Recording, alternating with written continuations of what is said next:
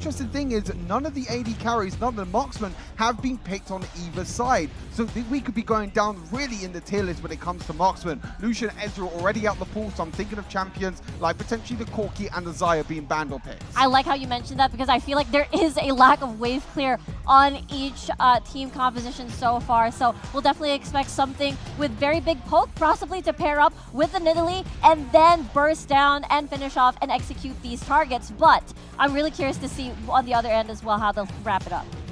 Guys, are we gonna just glaze over the fact that a Warwick got locked in? Yeah. Well? I mean, we've got a cougar on one side, we've got a wolf on the other side. It's gonna be a battle of the zoo here in this second game. Yeah, exactly. I mean, most unlikely, Warwick will go into one of the solo lanes. He's actually more of a solo laner in Wild Rift because he gets so much sustain, gets so much healing. If you remember the 1v1s that we had. Yeah, exactly. So there's so much sustain that you get, and the lockdown from the ultimate can deal a lot of AP damage. Of course, with that Kha'Zix already locked in, that's going to be the case. There's going to be a lot of lockdown on either side. The only marksman that does get banned is the Kai'Sa, so I wouldn't be surprised if Wild Rift WRL Blue lock in a marksman here. No, they go for the Yone instead. So they actually leave their marksman for the last pick to see what WRLR lock in. Do they lock in a mage here? Maybe going back classic like a Ziggs, because just as you said, there's AP damage from the side of Warwick, but at least if you have strong wave clear, at least the Nautilus is able to roam and assist the rest of these hunters like the Warwick, like the Kha'Zix. That is a good call out here, Riku, because if they ever do fall behind, they are lacking a substantial way of being able to deal with the pushing waves from the side of WRL Red. And with something like a Nidalee, like the Ambessa and the Camille, all of those champions can make some plays early on. Hextech Ultimatum and the Public Execution provide lockdown right on top of a Solar Flare as well. These are all tools that should help the Nidalee. There's my girl as well. What is happening? Both our girls are the same draft rapper and the same team. Dap me up, bro. Yeah! What about me? Where's my Syndra? I mean, I don't know if that went through the camera, but that was pretty I mean, maybe they lock in a Syndra in the Dragon Lane instead. I mean, they already banned your Kai'Sa, which is, you know, that's true. That's mine. There's Okay, it's okay. Corki. I don't know if Corki's your person. Used to be. I'm more of a Kai'Sa girly now, so yeah. So both the AD carries that I was expecting though, and I called out the Xayah and the Corki. When you take out the Lucian, when you take out the Ezreal, both these are going to be really, really great. I love Xayah against this composition because you have so much dive from the Warwick, the Yone, and you can dodge ultimates like the Nautilus at the same time. But I think when you talk about like ease of execution, I think WRLR with the Ambessa ultimate, with the Leona and the Camille having so much lockdown, it means the likes of the Nidalee and the Xayah can poke and do a lot of damage from the back line. Exactly. With this all-in type of composition from WRL Reds, that means this Feather Storm coming from the Xayah is very self-sufficient when it comes to making sure that, just as you said, not getting dove upon and can disengage all by herself. I am so pumped to see Nidalee finally make her international competitive debut here at Wild Round Smash. And who better than one of our first international champions in Hueba back in the day from that Doctrine Gaming roster at Horizon Cup. I'm really curious to see what kind of build he decides to go for. Obviously in solo queue, high burst, high execution damage has always been the priority for a lot of Nidalee mains because you just want to try and snowball as fast as possible, rushing the likes of the Lich Bane, Death Cap, the Infinity Orb as well, get that extra amplified damage. But just out of curiosity, I know that I've cooked a couple builds on Stuart. No, Rafa, just stop. Just stop. I want to listen. Okay, but hang on. I think you still build full AP, but you don't always have to just go for pure, I need to try and one-shot and assassinate this guy, because in those 5-on-5 skirmishes, you cannot just jump in as a squishy Nidalee building full damage because you will easily get blown up in the blink of an eye. You have to play for poke, you have to play for healing, and even using your Primal Surge to buff up your Xayah so she gets that extra attack speed. Yeah, I mean, you might even see like some sort of like supportive play style, as you mentioned, you know, with buffing up the Xayah, with getting the attack speed, even healing someone like the Camille and the Ambessa. When you talk about these bruisers that have been played instead of mages, they benefit so much from the attack speed. But I totally agree that I feel like even though in a solo queue environment you want to play more aggressive, Hueba might be a little bit more passive with this style of play. Looking at his jungle clear, interesting enough, he is skipping his Crux. He's going for red buff into Raptors and just going straight towards the blue side. So not going for that quick level 5 jungle clear, instead skipping a camp and maybe playing a little bit more aggressively. It is interesting because you get a lot of empower damage in all of your Cougar abilities once you hit level 5 since you lack a traditional ultimate ability, but you are very strong at level 3, so I'm curious if Hueva is just trying to fast track level 3 and then go for an immediate evade into Nunu's jungle. I'm not sure if it's, you know, the passion of Rafa, you know, influencing what I'm looking at right now, but I really like WRLR's composition. Exactly. Already at top side. There it is. And the invade, and even getting the Krugs uncontested. I don't think she's going to get it. Oh, she does. Oh, wow. Okay, but now Hueva might be in trouble. Does he need to pop the flash? No. He's able to walk out just fine. Italy is such a slippery champion between that pounce being such a low cooldown. Sometimes you don't always need the flash to get out of harm's way. I still don't think it's worth it, though, really, for the Nidalee. I mean, she does take one of the big Krugs, but she didn't take her walls, she didn't take her Krugs, and meanwhile, Kha'Zix has done a full jungle clear and is already 100 gold ahead, and ahead in tempo because he's already gone back to base and got them boots. And you know what junglers do over here? They really immediately use that lead and get first blood. But one thing I want to point out is that usually the weakness of Nidalee, no CC, but it's okay because you got the Leona on bot side. You got level 5 ultimate coming from the side of Sky FL, and on top side, Hextech ultimate. Careful, don't jump.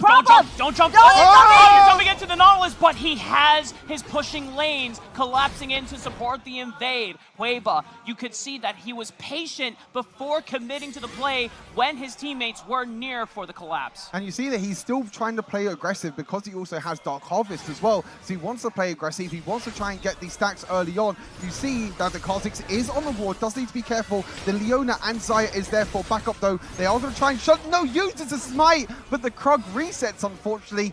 And this just puts, in my opinion, Hueva further and further behind. Because again, he's not using his time to farm. He's using it to try and play more aggressively, but it's not paying off. It's a high-risk play style that Hueva is trying to accomplish here, because if he does get that steal off, then yes, he's the one that goes up tempo. He's the one that goes up experience. But if it does not go through, then Nunu is like, all right, cool, you just wasted time and you've leashed the camp just for my own tanking. So Hueva's got to be a bit more precise with these jungle invades. Exactly, and you can really tell how much is being invested here because all the lanes prior to this have been getting priority, which means you're able to really comfortably invade the jungle. But so far, it hasn't really equated into far of a big lead just yet.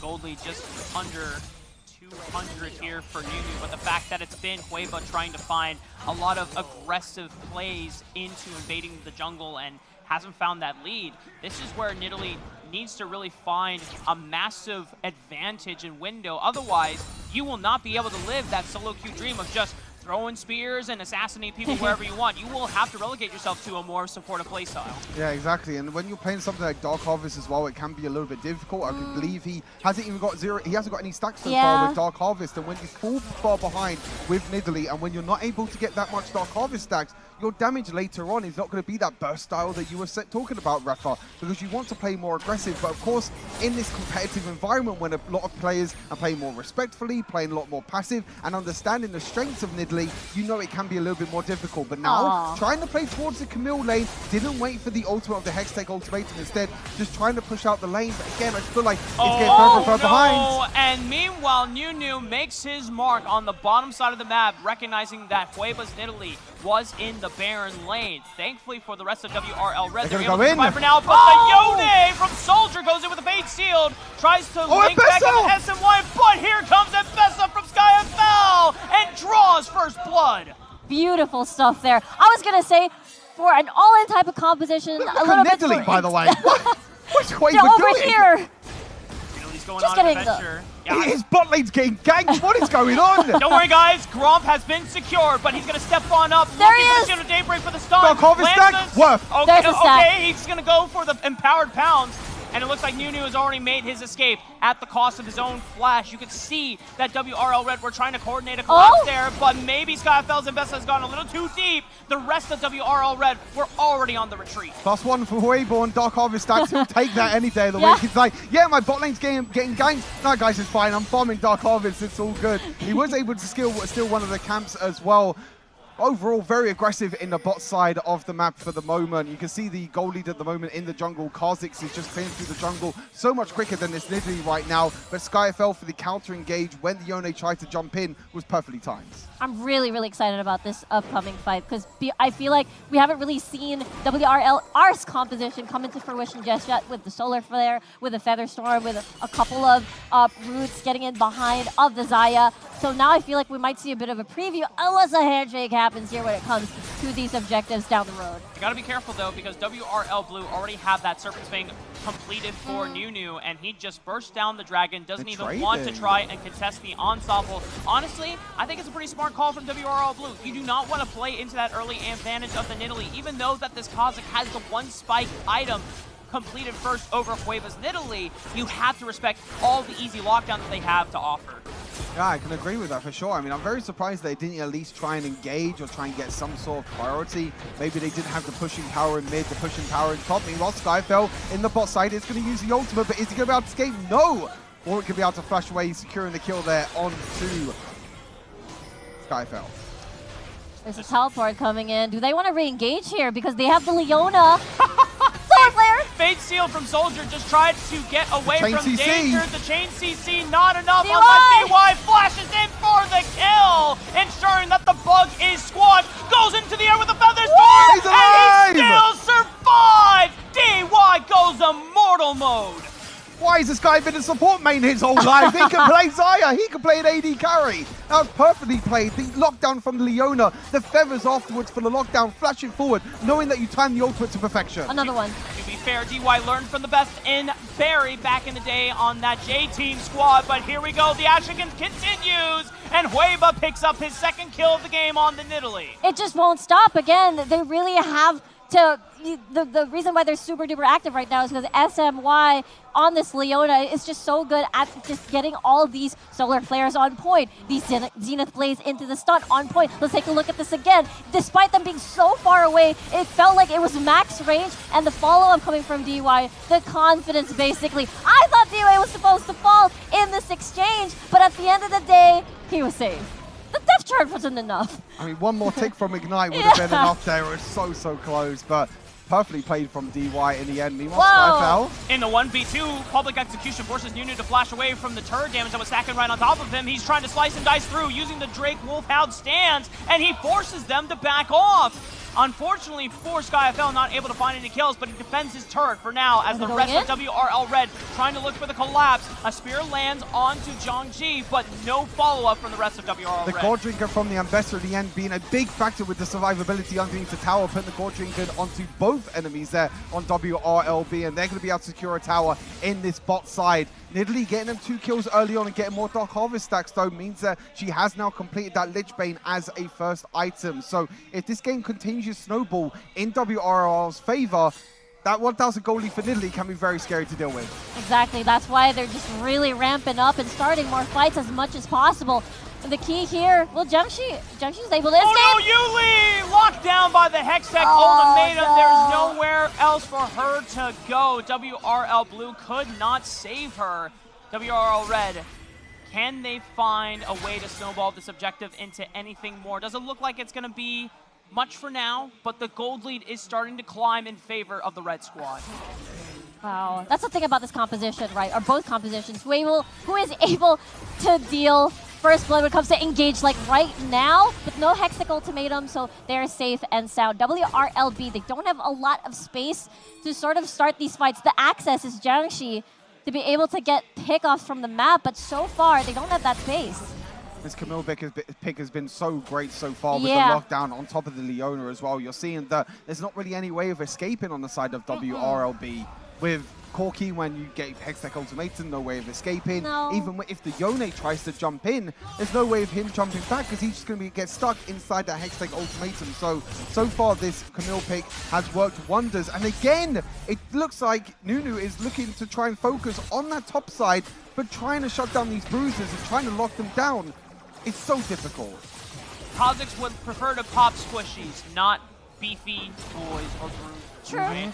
Public Execution right on top of one target there. X-Jong trying to run away as fast as possible. Thankfully, The Howl gives him the damage reduction necessary to survive the engage, but WRLR still have more tools up their sleeve. Fate Sealed barely goes wide as a flash from Scene saves his life. The Dragon is the next target here for WRLR, but the rest of WRL Blue are going to concede it for now. Yeah, they're going to give away the Dragon. That means that there is going to be no Dragon Soul in this game, but the Baron buff is up, and it looks like WRLB were looking to try and potentially start the Baron, but with the Dragon going down so quickly, they're all just going to reset for now and try and get more item spikes. Across the board, Xayah now has 2 items, Bloodthirster and Magnetic Blast completed. Interesting enough, the Leona actually goes for Quicksilver to make sure that her herself has that immunity to crowd control, so she can use her own crowd control to impact the team fight. Now it just makes so much sense because Jiangxi now feels like they're going to be stuck in a corner. Who do I depth charge at this point? Featherstorm, there's invulnerability. Hextech Ultimatum as well at some point. Leona feels like not the best choice. And now they're getting the Baron so fast. There's no chance for WRL Blue to steal it away unless there's a miracle happening. But behind them. Soldier, he doesn't have a smite. Hextech Ultimatum is going to lock down X-John, tries to flash away, but still trapped inside that ultimate. Goes back in with the infinite duress, setting up the turnaround. WRL Blue looking for the backline. The Featherstorm keeps DY alive and still survives for now. There is a moment, a desperate hope from WRL Blue, but quickly dashed away is now. It is WRL Red looking for the collapse. Zhangji might just be the first target to fall here. The Spear connects and the takedown comes through. One more attack from DY sends Zhangji back to the graveyard. Perfect in the end, securing that Baron, securing the objective in the end, and securing the team fight straight afterwards. You're talking, Rafa, about the healing, and that healing was a big factor in that team fight, keeping the Xayah alive, keeping the Ambessa alive in the backline. There was a lot of dive for WRL Blue, but it just wasn't enough in the end.